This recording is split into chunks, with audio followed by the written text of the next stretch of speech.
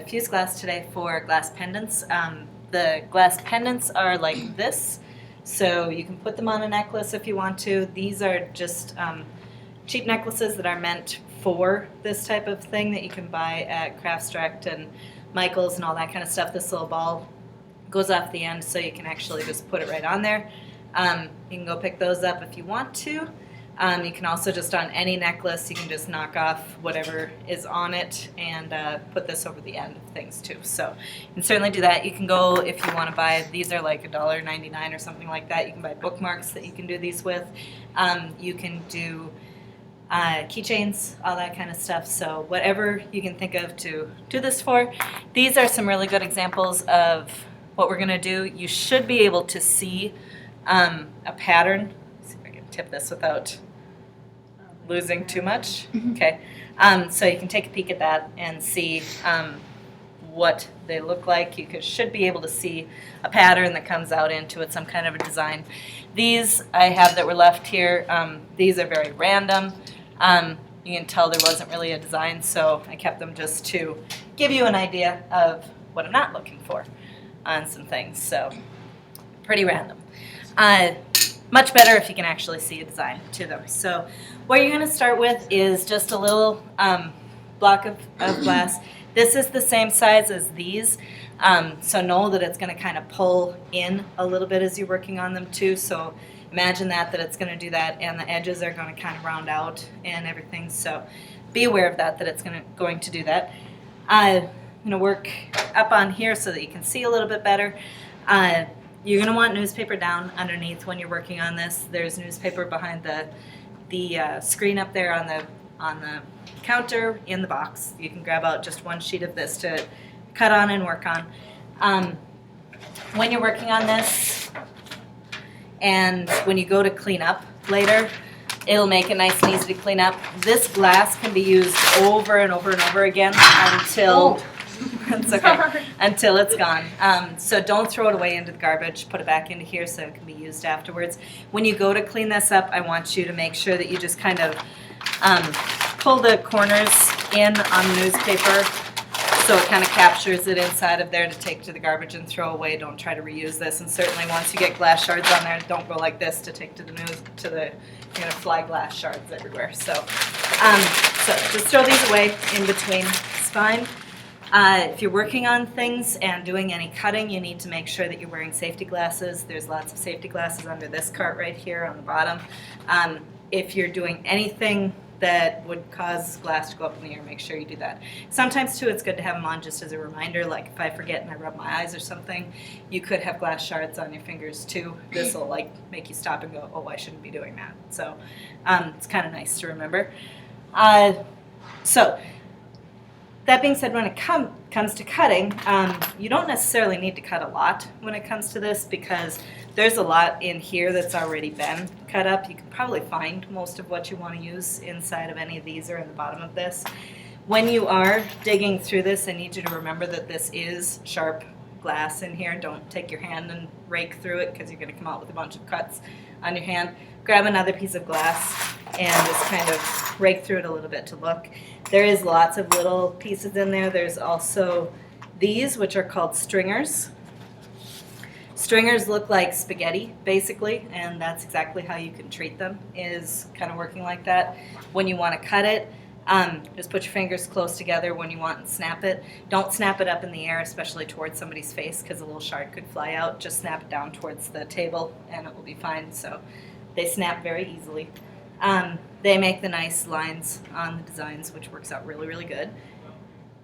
So you find whatever glass you want to work on. You don't need huge amounts of glass because this is a pretty small piece that you're working on. You can do a couple of these if you get to the point of getting done with one and want to work on another one while other people are finishing up. That's fine.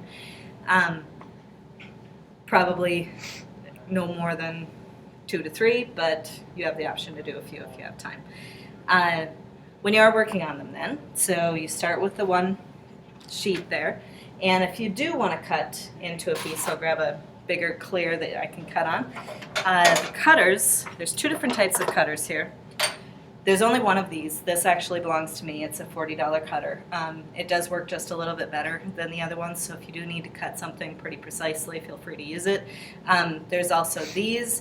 The nice thing about these is, A, they're cheaper, and B, they actually have a knocker on the end of it, and I'll show you what the knocker does. These aren't sharp, so they aren't going to cut you if you do anything with them. They just have a carbide tip on them that actually scratches the surface of the glass. So if I wanted to cut, what you want to do is you want to listen for the sound. Standing up to cut works really, really good because you can get a good angle on it to push. If you're sitting down, it's pretty passive, plus your arm's not at a very good angle to push. So stand up, push across, kind of guide yourself into the right spot first, and then you're going to listen. I didn't stop to let you listen. Listen for this sound. And if you push hard enough, it will actually go through. You'll be on table, so it won't give like the cartwheel. But I have the first one that I cut. You can try to do it with your hands. If you got a pretty good cut, you can do it. So this one came off with my hands. Just make sure that scratch mark, which is called scoring, make sure the score mark is on the top when you push. If you go the opposite way by accident, just keep in mind that it needs to release from wherever that scratch is. If you have an angle that you can't do anything with, if you curve when you cut, you're probably not going to be able to do this. So especially if there's a curve, don't even probably try. But if you try, don't go crazy on it. Stop and use one of the running pliers or something. Plus, when you're breaking this, make sure you'll notice that my fingers were back when I did this to break.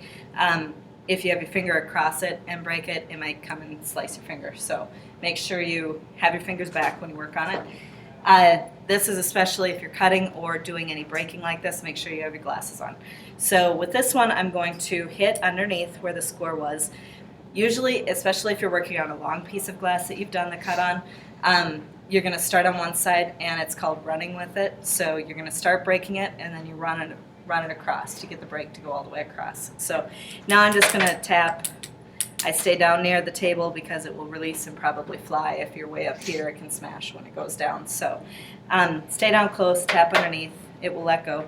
If none of that works and you have just a sort of partial cut, you can use what's called the running pliers. The running pliers have one side that has a white line on it and one side that doesn't.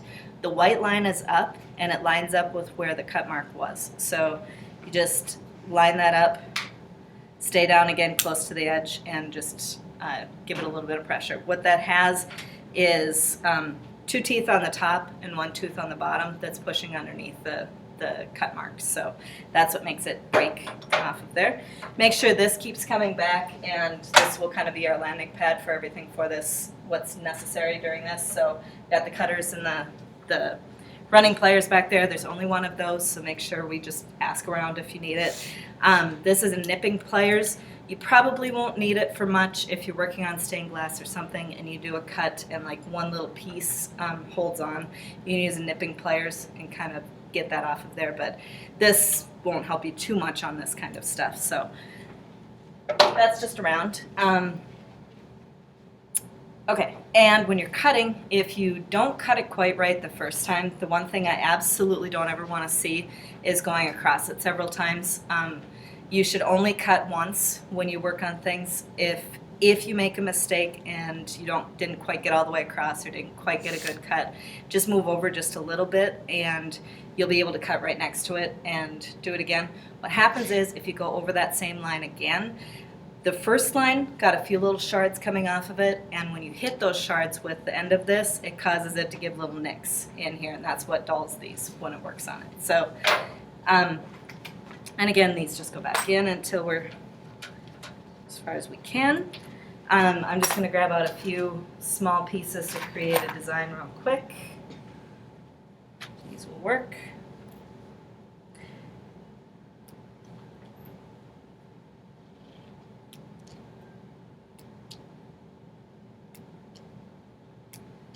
Okay, so I'm just going to have the one in the center, two top and bottom, and then coming out the sides. Now, I can do one of two things. I can either lay out my design on there to start out with and then glue on top of it, or if I have everything ready and I know exactly what I'm going to do, I can put down a little layer of glue ahead of time. And all you need to do is go thin with the glue. You don't have to go super thick. Don't puddle this on there. Sometimes people do that, and not only does it drown your glass, but it makes the glass move around, and it also like goes off the side, and then it connects itself down to the paper, which the paper burns off. It's not a huge deal. It's just that it's connected to it and hard to get off of it when you work on it. So a little bit of glue when you're working on it. You can then lay your pieces on top of it. You can use pencils to kind of work it around to where you want it to be. You can also just use your fingers.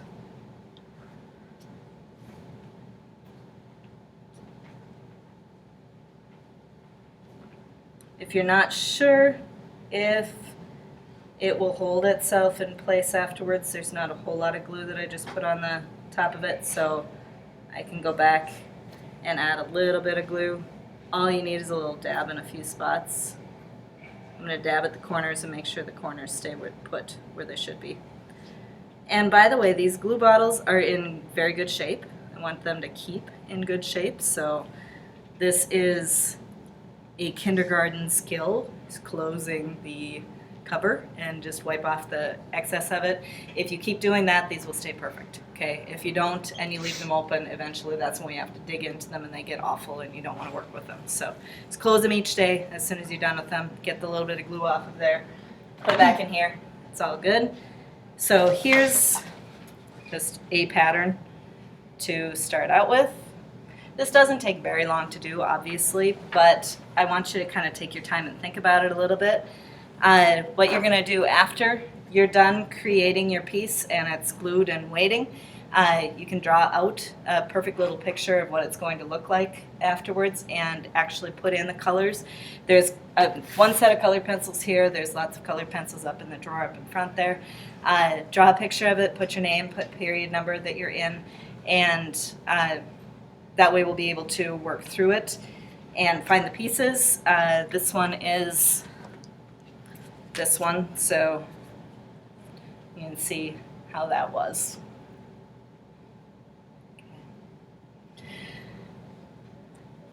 Try, if you can, to remember to put it actually with the sticky side so that you can actually stick the glass to the sticky side. It will help so that in case when we're carrying it to the kiln, if it were to tip a little bit and they slide at all. I had last year someone accidentally hit the cart and it caused them all to drop, so we were able to pick them all up and put them on the right ones. So, but if it was stuck to it, it would be less likely to come off of there. So, okay. I think of what I am thinking to. Oh, crushing glass. If you want to, if you can't find some crushed glass in here already, you'll probably be able to find what you need, but if there's a color that you just really love and you want to crush it down, that's fine. What you want to do is get a whole thing of newspaper. I'm going to just take this one off of here. Okay. So one section of newspaper, kind of fold it up a little ways. What you have to do is trap this on the inside, so I'm going to put it down near the edge.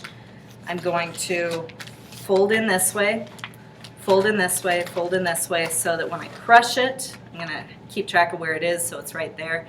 When I crush this, it's not going to go flying everywhere.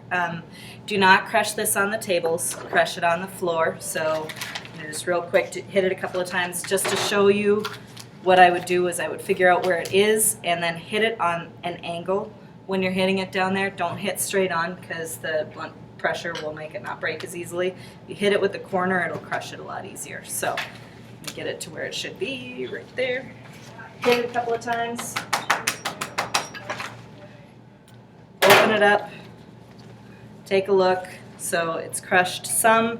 If I go crazy and just keep hammering like crazy on it in the same spot, it's just going to come through the newspaper. I could take the couple of pieces that are bigger that still need some crushing. I could set them off to the side, put this on a piece of paper so that I can work with this. Take the other two little pieces, put them back in there, do that again in another spot so that it doesn't like crush all the way through and get all over the floor and park up the floor.